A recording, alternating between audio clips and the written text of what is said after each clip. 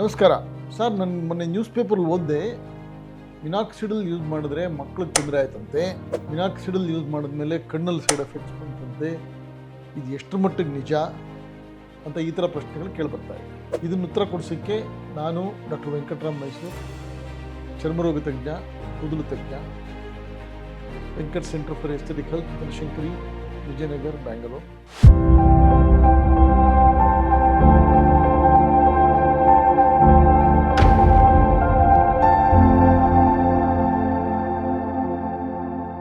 ಹೌದು, ಈಚೆಗೆ ಕೆಲವು ದಿನಪತ್ರಿಕೆಗಳಲ್ಲಿ, Times of India, Economic Times, ಒಂದು ಪಬ್ಲಿಕೇಶನ್ ಬಂತು. ಹೇರ್ ಲಾಸ್ ಮೆಡಿಸಿನ್ ಜೊತೆ ಮಕ್ಕಳಿಗೆ ಹೈಪರ್ ಟ್ರೈಕೋಸಿಸ್ ಅಂದರೆ ಕೂದಲು ಹೆಚ್ಚಾಗೋದು, ಮೈ ಮೇಲೆಲ್ಲ ಕೂದಲು ಬರೋದು, ಈ ಥರದ್ದು ಬಂದಿದೆ. ಕೆಲವರಿಗೆ ಕಣ್ಣಿನ ತೊಂದರೆಗಳಾಗಿದೆ ಅಂತ ಪಬ್ಲಿಕೇಶನ್ ಬಂತು. ನ್ಯಾಚುರಲ್ ಆಗಿ ಇದು ಓದಿದಾಗ ಕೇಳಿದಾಗ ಪೇಷಂಟ್ಗಳಿಗೆ ಸ್ವಲ್ಪ ಮನಸ್ಸಿಗೆ ಆತಂಕ ಆಗೋದು ಸಹಜ. ಅದರಲ್ಲೂ ಕೂದಲು ಪೇಷಂಟ್ಗಳಿಗೆ ಅವ್ರಿಗೆ ಈ ಥರದ್ದು ಏನಾದ್ರು ಒಂದು ಬರ್ತಾನೆ ಇರುತ್ತೆ, ಏನಾದ್ರು ಒಂದು ನೋಡ್ತಾನೆ ಇರ್ತಾರೆ. ತಕ್ಕಂಗೆ ಯೂಟ್ಯೂಬ್ನಲ್ಲಿ ವಿಡಿಯೋಗಳನ್ನು ಮಾಡಿ ಮಾಡಿ ಹಾಕ್ತಾ ಇರ್ತಾರೆ. ಸೊ ಅದನ್ನು ಸತ್ಯ ತಿಳ್ಕೊಳ್ಳೋದು ಮುಖ್ಯ. ಇದು ಒಂದು ಸರ್ವೆ, ಪೋಸ್ಟ್ ಮಾರ್ಕೆಟಿಂಗ್ ಸರ್ವೆ ತರಹ ಮಾಡಿದ್ದು.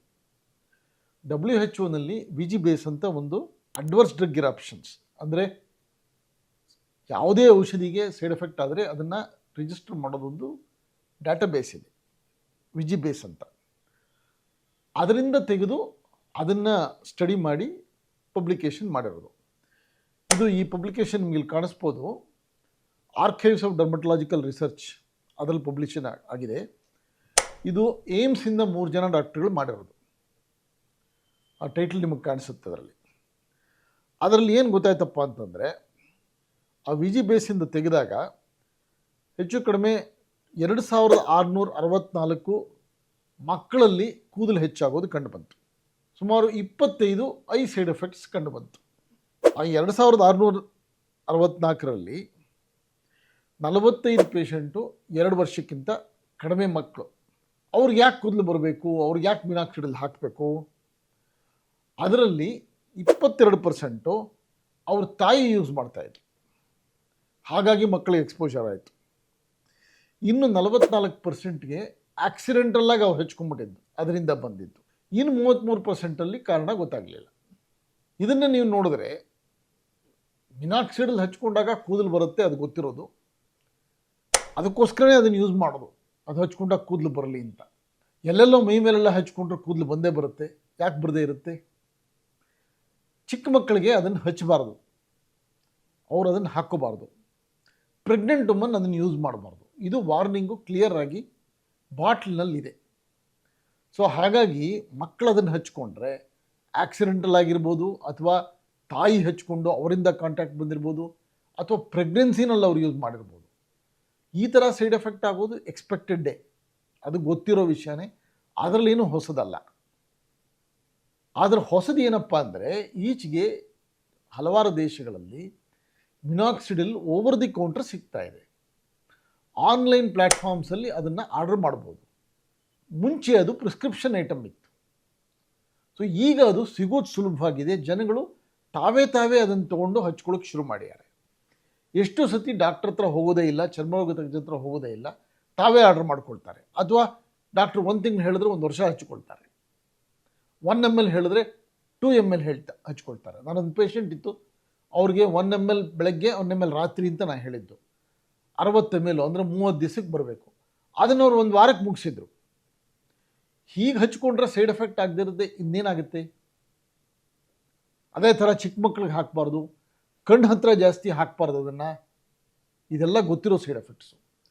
ಸೊ ಇದೇನು ತೋರಿಸುತ್ತೆ ಅಂತಂದರೆ, ಅದ್ರ ಮೇಲೆ ಕಂಟ್ರೋಲ್ ಕಡಿಮೆ ಆಗಿಬಿಟ್ಟಿದೆ, ರೆಗ್ಯುಲೇಟರಿ ಕಂಟ್ರೋಲ್ ಕಮ್ಮಿ ಆಗಿದೆ, ಓವರ್ ದಿ ಕೌಂಟರ್ ಯೂಸ್ ಜಾಸ್ತಿ ಆಗಿದೆ, ವಿತೌಟ್ ಪ್ರಿಸ್ಕ್ರಿಪ್ಷನ್ ಯೂಸ್ ಜಾಸ್ತಿ ಆಗಿದೆ. ಯೂಟ್ಯೂಬ್ಗಳಲ್ಲಿ, ಸೋಷಿಯಲ್ ಮೀಡಿಯಾದಲ್ಲಿ ಅದರ ಬಗ್ಗೆ ಪಬ್ಲಿಸಿಟಿ ಹೆಚ್ಚಾಗಿ ಜನ ತಾವಾಗಿ ತೊಗೊಂಡು ಹಚ್ಕೊಳ್ತಿದ್ದಾರೆ. ಮಿಸ್ಯೂಸ್ ಆ್ಯಂಡ್ ಅಬ್ಯೂಸ್ ಜಾಸ್ತಿ ಆಗ್ತಾ ಇದೆ.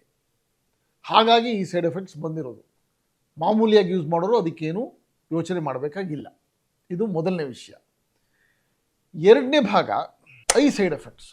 ನಮಗೆ ಗೊತ್ತಿರೋ ಹಾಗೆ ಇಲ್ಲಿ ತನಕ ಒಂದು 4ರಿಂದ 5 ಕೇಸ್ ರಿಪೋರ್ಟು ಪಬ್ಲಿಷ್ ಆಗಿರೋದು ನಮಗೆಲ್ರಿಗೂ ಗೊತ್ತಿರೋದೆ.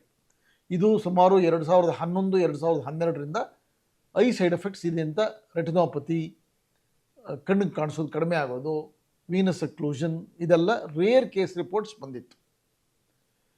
ಈ ಸ್ಟಡಿನಲ್ಲಿ ಸುಮಾರು 25 ಐ ಸೈಡ್ ಎಫೆಕ್ಟ್ಸ್ ಇತ್ತು. ಆ 25ರಲ್ಲಿ 21 ಮೈನರ್ ಸೈಡ್ ಎಫೆಕ್ಟ್ಸು. ಕಣ್ಣು ಇರಿಟೇಷನ್ ಆಗೋದು, ಸ್ವಲ್ಪ ಕಣ್ಣು ಊದ್ಕೊಂಡಂಗೆ ಆಗೋದು, ಡ್ರೈನೆಸ್ ಆಗೋದು, ಕೆಂಪಾಗೋದು, ಇದೆಲ್ಲ ಮೈನರು. ಅದ್ರ ಬಗ್ಗೆ ಜಾಸ್ತಿ ಗಮನ ಕೊಡಬೇಕಾಗಿಲ್ಲ. ಸೀರಿಯಸ್ ಸೈಡ್ ಎಫೆಕ್ಟ್ಸು 4 ಇದ್ವು. ಅಂದರೆ ದೃಷ್ಟಿ ಕಡಿಮೆ ಆಗುವಂಥದ್ದು. ಅಂದರೆ ಲಕ್ಷಾಂತರ ಜನ ಇದನ್ನು ಯೂಸ್ ಮಾಡ್ತಿರ್ಬೇಕಾದ್ರೆ 4 ಸೈಡ್ ಎಫೆಕ್ಟ್ ಯೂಸ್ ಮಾಡಿದ್ರೆ ಅದು ರೇರ್ ಅಂತಲೇ ಹೇಳಬೇಕಾಗತ್ತೆ. ಫೆಡರಲ್ ಡ್ರಗ್ ಅಡ್ಮಿನಿಸ್ಟ್ರೇಷನ್ ಅಮೆರಿಕಾದವರು ಇದನ್ನು ರೇರ್ ಈವೆಂಟ್ ಅಂತ ಹೇಳಿದ್ದಾರೆ. ಇದಕ್ಕೆ ಕಾರಣ ಏನು ಅಂತ ಪೂರ್ತಿ ಆಯಾ ಕೇಸ್ಗಳಲ್ಲಿ ಕಂಡುಹಿಡಿಬೇಕು. ಈಗ ಫಾರ್ ಎಕ್ಸಾಂಪಲ್ ಹೇಳಿದೆ 4 ಕೇಸ್ ರಿಪೋರ್ಟ್ ಆಯಿತು ಅಂತ. ಅದರಲ್ಲಿ ಒಂದು ಪೇಷಂಟು ಐಬ್ರೋಗೆ ಹಚ್ಕೊಂಡು ಐ ಸೈಡ್ ಎಫೆಕ್ಟ್ ಆಗಿದ್ದು. ಐಬ್ರೋಗೆ ಜಾಸ್ತಿ ಹಚ್ಚಬಾರ್ದು, ಅದು ಗೊತ್ತಿರೋ ವಿಷಯ. ಇನ್ನು ಒಂದು ಕೇಸ್ನಲ್ಲಿ ಸೆಲ್ಫ್ ಯೂಸ್, ಡಾಕ್ಟ್ರ್ ಪ್ರಿಸ್ಕ್ರೈಬ್ ಮಾಡಿರಲಿಲ್ಲ, ಅವರೇ 1 ವರ್ಷದ ತನಕ ಯೂಸ್ ಮಾಡಿದ್ರು. ಸೊ ಇದು ಓದಕ್ಕೆ ಹೆದರಿಕೆ ಆದ್ರೂ ಆ 4 ಕೇಸ್ ಆಗೋದು ಅನ್ನೋದು ನಮಗೆ ಡಾಕ್ಟ್ರುಗಳಿಗೆ ಹೊಸ ಏನೂ ಅಲ್ಲ.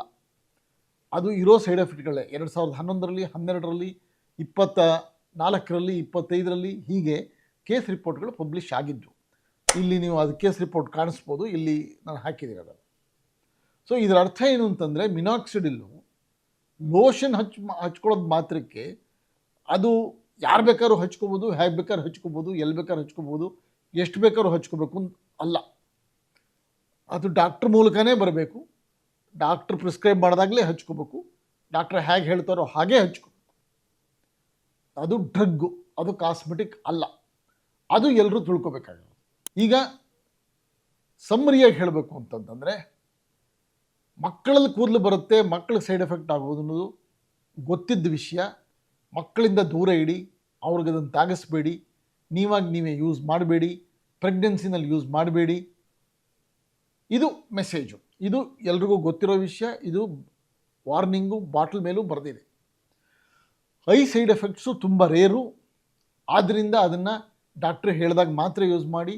ನೀವಾಗಿ ಆನ್ಲೈನ್ ಆರ್ಡರ್ ಮಾಡ್ಕೋಬೇಡಿ, ನೀವಾಗಿ ಯೂಸ್ ಮಾಡಬೇಡಿ, ಜಾಸ್ತಿ ಹಚ್ಕೋಬೇಡಿ. ಹೇಳಿದ ಡೋಸೇಜಲ್ಲಿ ಮಾತ್ರ ಯೂಸ್ ಮಾಡಿ. ಏನಾದ್ರು ಪ್ರಾಬ್ಲಮ್ ಆಯಿತು ಅಂತಂದರೆ ಡಾಕ್ಟರ್ ಹತ್ರ ಹೋಗಿ, ಡಾಕ್ಟರ್ ಅದಕ್ಕೆ ಅಡ್ವೈಸ್ ಮಾಡ್ತಾರೆ. ಇಷ್ಟೇ. ಸೊ ಅದನ್ನು ನೋಡಿದಾಗ ನಿಮ್ಗೆ ಹೆದರಿಕೆ ಆಗ್ಬೋದು, ಆದರೆ ಹೆದರ್ಕೊಳ್ಳೋ ಅವಶ್ಯಕತೆ ಇಲ್ಲ. ಡಾಕ್ಟ್ರ್ ಹೇಳಿದಾಗ ಕೇಳಬೇಕಷ್ಟೇ. ಇಷ್ಟು ನಿಮಗೆ ಮಾಹಿತಿ ಕೊಡ್ತಾ ಇರೋದು. ಇದ್ರ ಜೊತೆಗೆ ಇನ್ನೊಂದು ಸಣ್ಣ ವಿಷಯ ಹೇಳ್ತೇನೆ. ಒಂದು QR 678 ಅಂತ ತುಂಬ ಪ್ರಚಲಿತವಾಗಿದೆ ಸೋಷಿಯಲ್ ಮೀಡಿಯಾದಲ್ಲಿ. ಅದನ್ನು ಹೇರ್ಗೆ ತುಂಬ ಚೆನ್ನಾಗಿ ಕೆಲಸ ಮಾಡುತ್ತೆ ಅಂತ ಯೂಟ್ಯೂಬಲ್ಲಿ, ಸೋಷಿಯಲ್ ಮೀಡಿಯಾದಲ್ಲಿ ತುಂಬ ವಿಡಿಯೋಗಳು ಬಂದಿದೆ. ಸೋಷಿಯಲ್ ಮೀಡಿಯಾದಲ್ಲಿ ಮಾರ್ಕೆಟಿಂಗ್ ಆಗಿದೆ. ಅದು ತುಂಬ ಜನ ಕೇಳ್ತಾರೆ. ಅದರ ಬಗ್ಗೆ ಒಂದು ನ್ಯೂಸ್ ಬಂತು ಟೈಮ್ಸ್ ಆಫ್ ಇಂಡಿಯಾದಲ್ಲಿ. ಆ ನ್ಯೂಸ್ ನಿಮ್ಗೆ ಇಲ್ಲಿ ಸಿಕ್ಕತ್ತೆ ನೋಡಿ. ಅದು ಏನಪ್ಪ ಅಂತಂದರೆ, ಡ್ರಗ್ ಅಡ್ಮಿನಿಸ್ಟ್ರೇಷನ್ ಇಂಡಿಯಾದವರು CDC, ಸೆಂಟ್ರಲ್ ಡ್ರಗ್ ಕಂಟ್ರೋಲರ್, ಅದನ್ನು ಡ್ರಗ್ ಆಗಿ ಯೂಸ್ ಮಾಡೋದನ್ನು ಸ್ಟಾಪ್ ಮಾಡಿದ್ದಾರೆ ಅಂತ. ಯಾಕೆ ಅಂತಂದರೆ, ಅದು ಲೈಸೆನ್ಸ್ ಕೊಟ್ಟಿದ್ದು ಕಾಸ್ಮೆಟಿಕ್ ಆಗಿ, ಹೇರ್ ಲಾಸ್ಗೆ ಡ್ರಗ್ ಅಂತ ಅಲ್ಲ. ಆದರೆ ಅದು ಮಾರ್ಕೆಟಿಂಗ್ ಆಗಿದ್ದು ಹೇರ್ ಲಾಸ್ ಡ್ರಗ್ ಅಂತ. ಅದು ತಪ್ಪು. ಅಂದರೆ ಸೋಷಿಯಲ್ ಮೀಡಿಯಾದಲ್ಲಿ ಹೇಳಿದ್ದೆಲ್ಲ ನಿಜ ಅಲ್ಲ. ಅದನ್ನು ಸ್ಟ್ರೈಟ್ ಅವೇ ಯಾರೂ ನಂಬಬಾರ್ದು. ಅದರ ಬಗ್ಗೆ ವಿಷಯ ತಿಳ್ಕೊಂಡು ನಂತರ ಅದನ್ನು ಯೂಸ್ ಮಾಡಬೇಕು. ಇದು ಇನ್ನೊಂದು ಮೆಸೇಜು. ಸೊ ಈ ಇನ್ಫಾರ್ಮೇಷನ್ ನಿಮಗೆ ಈಚೆಗೆ ಲಾಸ್ಟ್ ಒಂದು 10 ದಿವಸದಲ್ಲಿ ಬಂದಿರೋದು. ಇದು ನಿಮಗೆ ಯೂಸ್ಫುಲ್ ಆಯಿತು ಅಂತ ಅಂದ್ಕೊಳ್ತೀನಿ. ಇಂಥ ವಿಷಯಗಳು ಬೇಕು ಅಂತಂದರೆ ನಮಗೆ ಬರೀರಿ, ಅದ್ರ ಬಗ್ಗೆ ನಾವು ನಿಮಗೆ ತಿಳಿಸ್ತೀವಿ. ನಮ್ಮ ವೆಬ್ಸೈಟ್ venkatcenter.com, ಅದನ್ನು ವಿಸಿಟ್ ಮಾಡಿ. ನಮ್ಮ ಯೂಟ್ಯೂಬ್ ಚಾನಲ್ ಸಬ್ಸ್ಕ್ರೈಬ್ ಮಾಡಿ. ನಮಸ್ಕಾರ, ಧನ್ಯವಾದಗಳು.